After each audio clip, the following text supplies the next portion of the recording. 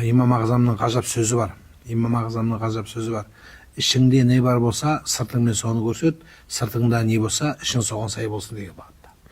Сондықтан енді бүгінгі таңдағы барымыз сол жастарымыз, олар қалай болғанда да дінге берілу болады, ол заман талабы, ол сенімнің талабы, жүрегінің қалауы, бірақ соны дұрыс арнаға, дұрыс ақпаратпен қамтамасыз ету, дұрыс арнаға тоғыстыру бұл мемлекеттің дін қызметкерлерінің баршамыздың міндетіміз. Неге?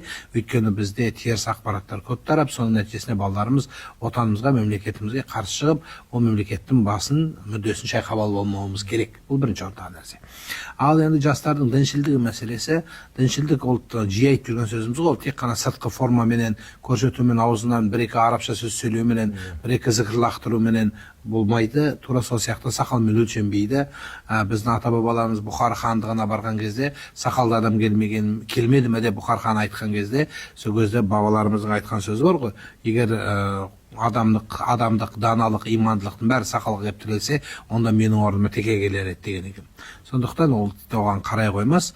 Қалай болғанда да сақал өссінеді, ешкім оны таласпайды, бірақ біз ол сақалдың аясында ұлттық құндылығымызға, тәрбиемізге, болмысымызға кере қайшы дүниелер ортамызда орын алмау керек. Мынау діншілмін деп дін ұстамағандарға тіл тигізбеу керек, және дін ұстамағандарды біз жау көріп ортадан алауыздық туғызбауымыз керек. Бұл қалай жағында, қай жағында да болса сенім өзінің ықтияры, бірақ ол сенімменен біреудің мойнына асылмау керек, сенбегендер оларды көкіректен итеріп, яғни ортада түсінбестік жағдай шығармау керек.